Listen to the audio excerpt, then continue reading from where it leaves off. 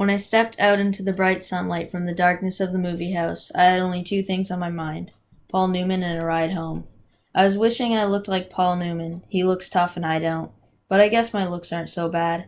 I have light brown, almost red hair and greenish gray eyes. I wish they were more gray, because I hate most guys that have green eyes.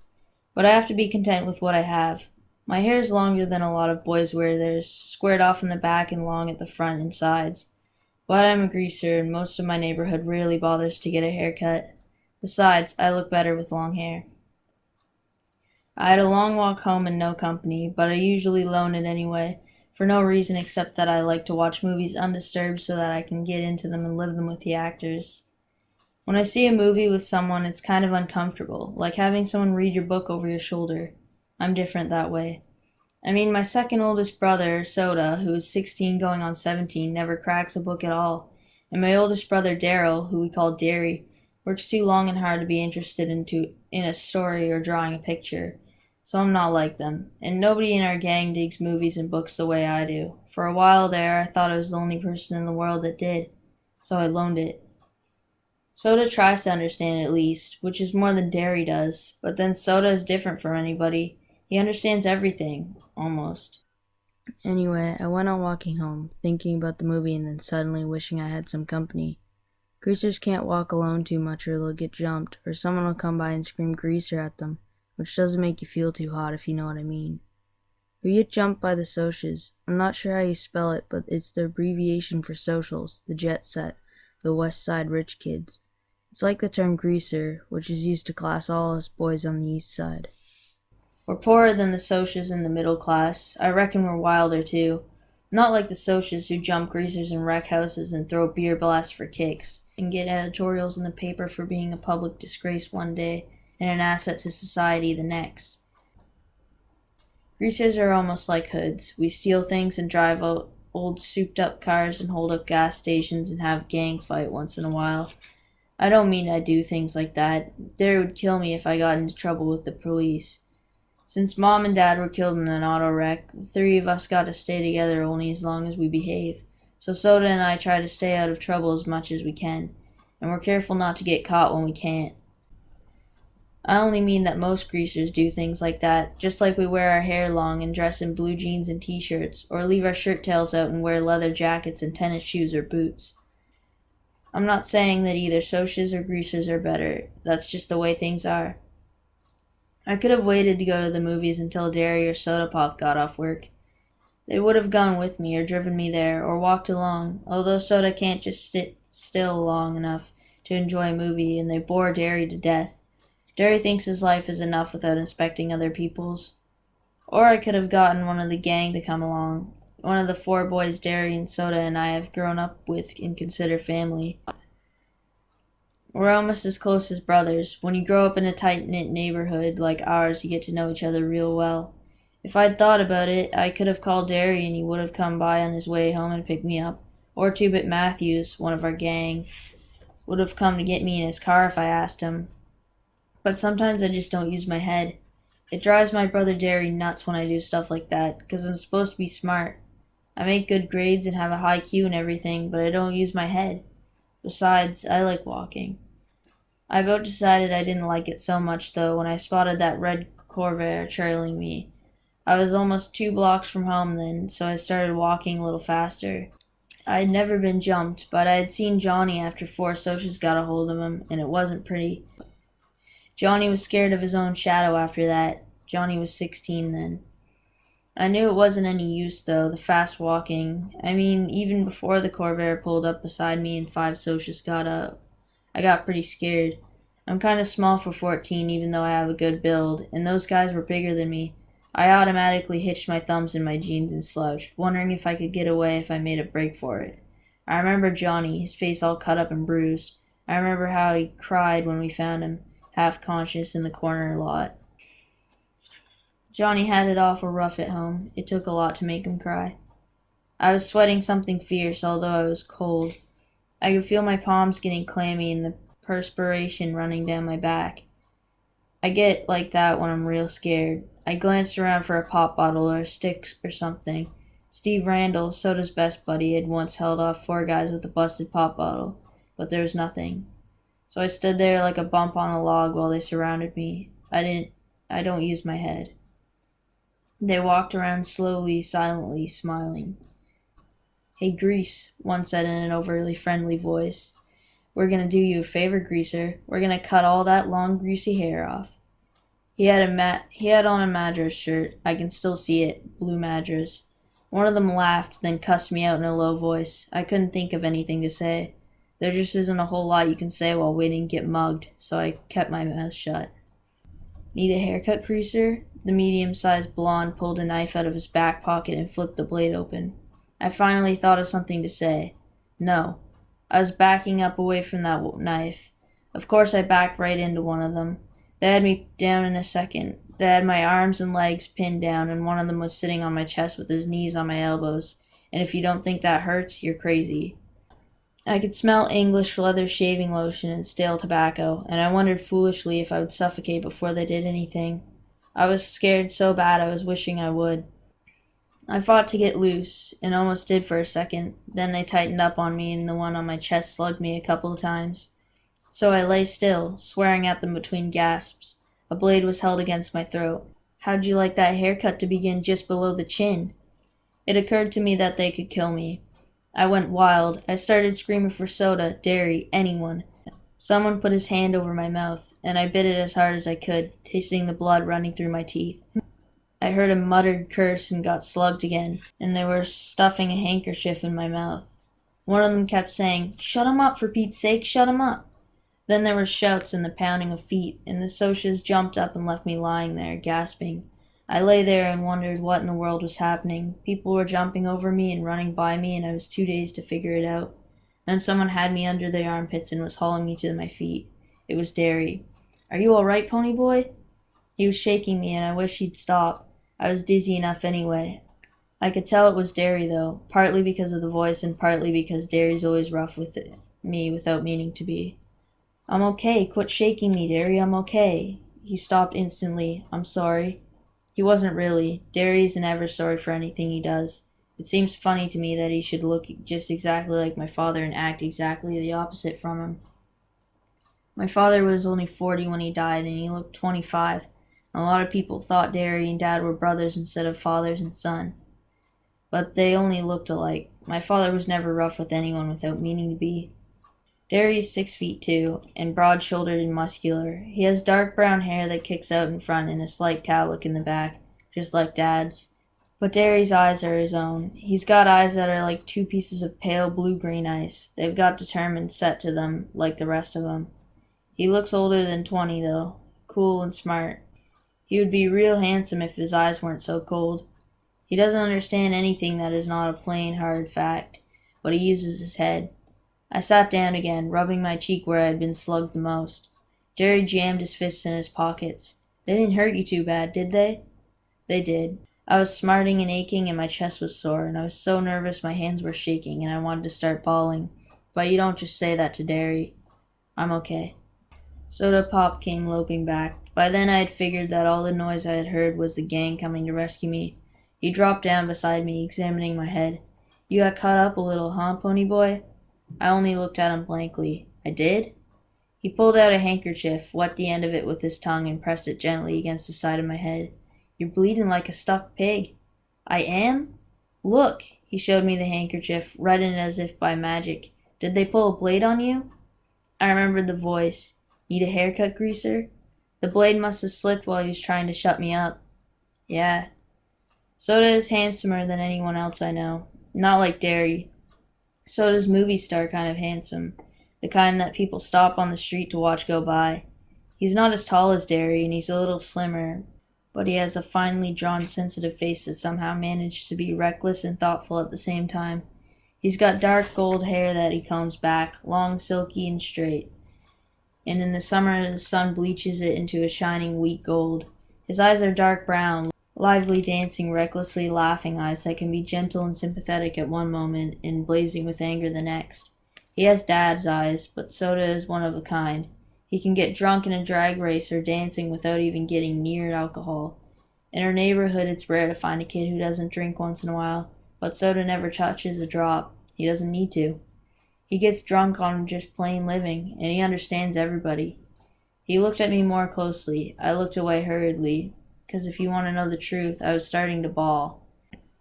I knew I was white as I felt, and I was shaking like a leaf. Soda just put his hand on my shoulder. "Easy, Ponyboy. They ain't gonna hurt you no more." "I know," I said, but the ground began to blur, and I felt hot tears running down my cheeks. I brushed them away impatiently. "I'm just a little spooked, that's all." I drew a quivering breath and quit crying. You just don't cry in front of Darry. Not unless you're hurt like Johnny had been in the day we found him in the vacant lot. Compared to Johnny, I wasn't hurt at all. Soda rubbed my hair. "You're an okay kid, Pony." I had to grin at him. Soda can make you grin no matter what. I guess it's 'cause he's always grinning so much himself. "You're crazy, Soda. Out of your mind." Darry looked as if he'd like to knock our heads together. "You're both nuts." Soda merely cocked an eyebrow, a trick he'd picked up from Two-Bit. "It seems to run in this family." Darry stared at him for a second, then cracked a grin. Soda Pop isn't afraid of him like everybody else and enjoys teasing him. I'd just as soon tease a full-grown grizzly, but for some reason Darry seems to like being teased by Soda.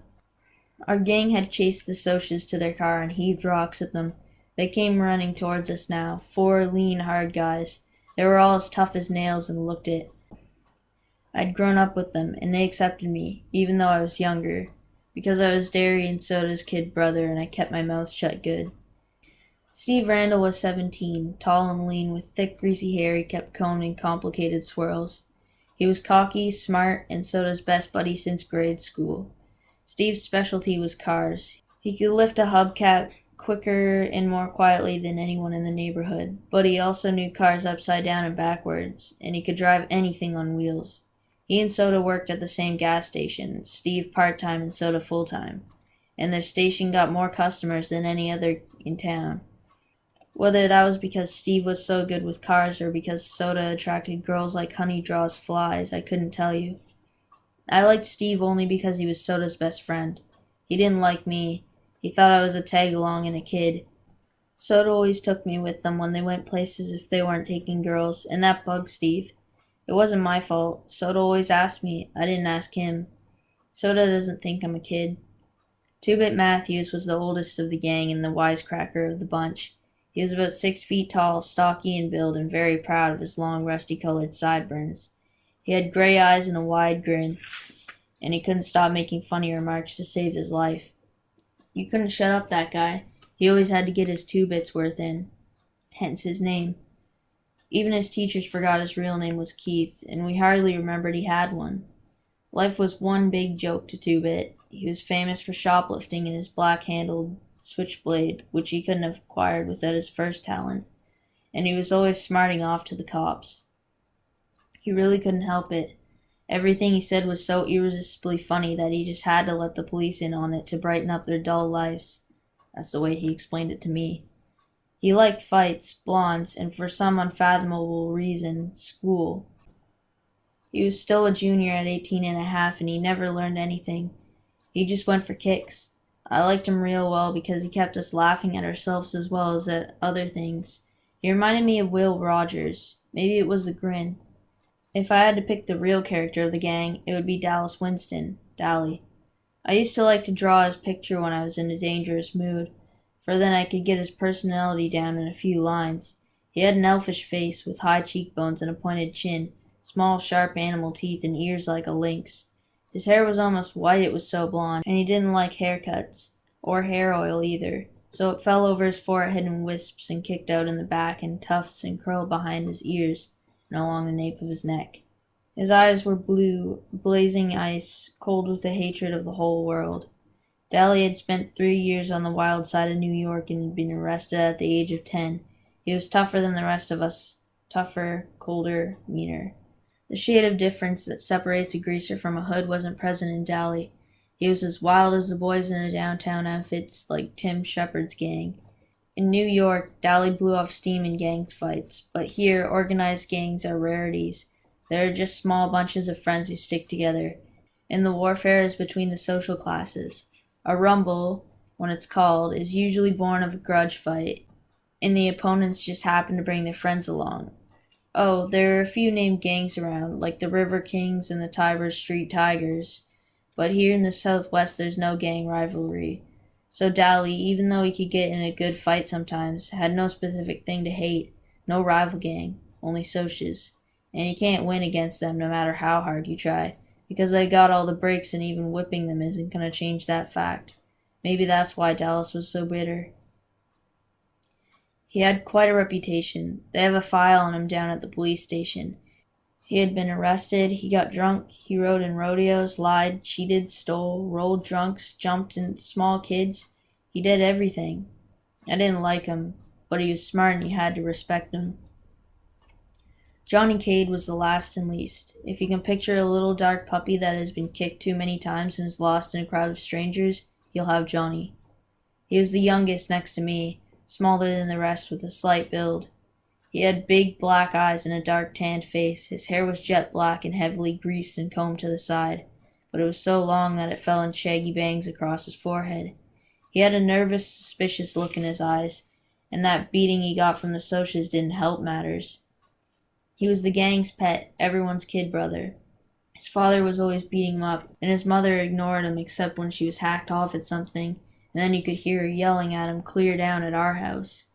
I think he hated that worse than getting whipped. He would have run away 1,000,000 times if we hadn't been there. If it hadn't been for the gang, Johnny would never have known what love and affection are. I wiped my eyes hurriedly. Did you catch them? Nope, they got away this time, the dirty two-bit went on cheerfully, calling the Socs every name he could think of or make up. The kids okay? I'm okay. I tried to think of something to say. I'm usually pretty quiet around people, even the gang. I changed the subject. I didn't know you were out of the cooler yet, Dally. Good behavior. Got off early. Dallas lit a cigarette and handed it to Johnny. Everyone sat down to have a smoke and relax. A smoke always lessens the tension. I had quit trembling and my collar was back. The cigarette was calming me down. Two-Bit cocked an eyebrow. Nice looking bruise you got there, kid. I touched my cheek gingerly. Really? Two-Bit nodded sagely. Nice cut, too. Makes you look tough. Tough and tough are two different words. Tough is the same as rough. Tough means cool, sharp, like a tough-looking Mustang or a tough record. In our neighborhood, both are compliments. Steve flicked his ashes at me.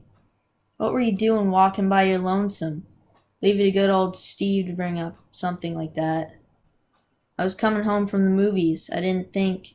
You don't ever think, Darry broke in. Not at home or anywhere when it counts. You must think at school with all those good grades you bring home, and you've always got your nose in a book. But do you ever use your head for common sense? No siree, bub. And if you did have to go by yourself, you should have carried a blade. I just stared at the hole in the toe of my tennis shoe. Me and Darry just didn't dig each other. I never could please him. He would have hollered at me for carrying a blade if I had carried one. If I brought home B's, he wanted A's. If I got A's, he wanted to make sure they stayed A's. If I was playing football, I should be in studying, and if I was reading, I should be out playing football. He never hollered at Soda Pop, not even when Soda dropped out of school or got tickets for speeding. He just hollered at me. Soda was glaring at him. Leave my kid brother alone, you hear? It ain't his fault he likes to go to the movies, and it ain't his fault the Socs. Leave my kid brother alone. You hear? It ain't his fault he likes to go to the movies, and it ain't his fault the Socs like to jump us. And if he had been carrying a blade, it would have been a good excuse to cut him to ribbons. Soda always takes up for me. Darry said impatiently, When I want my kid brother to tell me what to do with my other kid brother, I'll ask you, kid brother. But he laid off me. He always does when Soda Pop tells him to. Most of the time. Next time, get one of us to go with you, Ponyboy, Two-Bit said. Any of us will. Speaking of movies, Dally yawned, flipping away his cigarette butt. I'm walking over to the nightly double tomorrow night. Anyone want to come and hunt some action? Steve shook his head. Me and Soda are picking up Evie and Sandy for the game. He didn't need to look at me the way he did right then. I wasn't going to ask if I could come. I'd never tell Soda because he really likes Steve a lot. But sometimes I can't stand Steve Randall. I mean it. Sometimes I hate him. Darry sighed, just like I knew he would. Darry never had time to do anything more. I'm working tomorrow night. Dolly looked at the rest of us. How about y'all? Two-Bit? Johnny Cake? You and Pony want to come? Me and Johnny'll come, I said. I knew Johnny wouldn't open his mouth unless he was forced to. Okay. Darry? Yeah, since it ain't a school night. Darry was real good about letting me go places on the weekend. On school nights, I could hardly leave the house. I was planning on getting boozed up tomorrow night, Two-Bit said. If I don't, I'll walk over and find y'all. Steve was looking at Dolly's hand. His ring, which he had rolled a drunk senior to get, was back on his finger. You break up with Sylvia again? Yeah, and this time it's for good. That little broad was two-timing me again while I was in jail. I thought of Sylvia and Evie and Sandy and Two-Bit's mini blondes. They were the only kind of girls that would look at us, I thought. Tough, loud girls who wore too much eye makeup and giggled and swore too much. I liked Soda's girl Sandy just fine, though. Her hair was natural blonde and her laugh was soft, like her china blue eyes. She didn't have a real good home or anything and was our kind, greaser, but she was a real nice girl. Still, lots of times I wondered what other girls were like. The girls who were bright-eyed and had their dresses a decent length and acted as if they'd like to spit on us if given a chance. Some were afraid of us, and remembering Dallas Winston, I didn't blame them. But most looked at us like we were dirt. Gave us the same kind of look that the Socs did when they came by in their Mustangs and Corvairs and yelled grease at us. I wondered about them, the girls I mean. Did they cry when their boys were arrested, like Evie did when Steve got hauled in? Or did they run out on them the way Sylvia did to Dallas? But maybe their boys didn't get arrested or beaten up or busted up in rodeos. I was still thinking about it while I was doing my homework that night. I had to read Great Expectations for English, and that kid Pip, he reminded me of us. The way he felt marked lousy because he wasn't a gentleman or anything, and the way the girl kept looking down on him. That happened to me once. One time in biology I had to dissect a worm, and the razor wouldn't cut, so I used my switchblade. The minute I flicked it out, I forgot what I was doing or I never would have done it. The girl right beside me kind of gasped and said, "They are right. You are a hood." That didn't make me feel so hot. There were a lot of Socs in that class.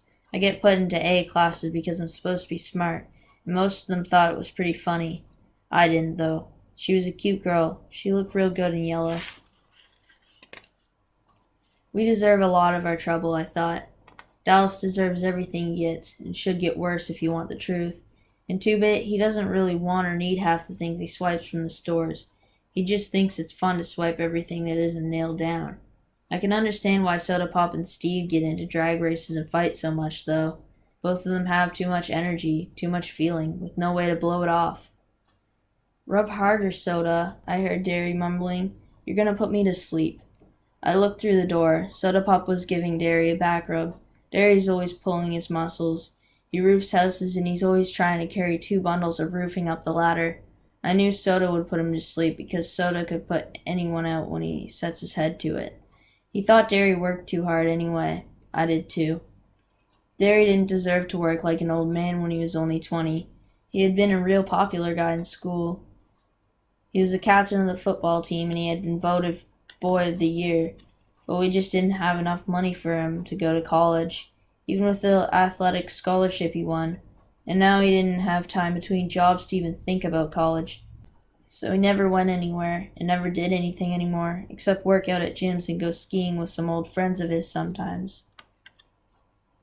I rubbed my cheek where it had turned purple. I had looked in the mirror and it did make me look tough, but Darry had made me put a band-aid on the cut. I remembered how awful Johnny had looked when he got beaten up. I had just as much right to use the streets as the Socs did, and Johnny'd never hurt them. Why did the Socs hate us so much? We left them alone. I nearly went to sleep over my homework trying to figure it out. Soda Pop, who'd jumped in bed this time, yelled sleepily for me to turn off the light and get to bed. When I finished the chapter I was on, I did. Lying beside Soda, staring at the wall, I kept remembering the faces of the Socs as they surrounded me. That blue Madras shirt the blonde was wearing, and I could still hear a thick voice. "Need a haircut, greaser?" I shivered. "You cold, Ponyboy?" "A little," I lied. Soda threw one arm across my neck. He mumbled something drowsily. "Listen, kiddo, when Darry hollers at you, he don't mean nothing. He's just got more worries than somebody his age ought to. Don't take him serious. You dig, Pony? Don't let him bug you. He's really proud of you 'cause you're so brainy. It's just 'cause you're the baby. I mean, he loves you a lot. Savvy? Sure, I said, trying for Soda's sake to keep the sarcasm out of my voice. Soda? Yeah? How come you dropped out? I never have gotten over that. I could hardly stand it when he left school. 'Cause I'm dumb. The only things I was passing anyway were auto mechanics and gym. You're not dumb. Yeah, I am. Shut up and I'll tell you something. Don't tell Darry, though. Okay. I think I'm gonna marry Sandy after she gets out of school and I get a better job and everything. I might wait till you get out of school, though, so I can still help Darry with the bills and stuff. Tough enough. Wait till I get out, though, so you can keep Darry off my back. Don't be like that, kid. I told you don't mean half of what he says. You in love with Sandy? What's it like? He sighed happily. It's real nice. In a moment his breathing was light and regular. I turned my head to look at him, and in the moonlight he looked like some Greek god come to earth. I wondered how he could stand being so handsome. Then I sighed. I didn't quite get what he meant about Darry. Darry thought I was just another mouth to feed and somebody to holler at. Darry? Love me? I thought of those hard, pale eyes. Soda was wrong for once, I thought. Darry doesn't love anyone or anything, except maybe Soda. I didn't hardly think of him as being human. I don't care, I lied to myself. I don't care about him either. Soda's good enough, and I'd have him until I got out of school. I don't care about Darry. But I was still lying and I knew it. I lie to myself all the time, but I never believed me.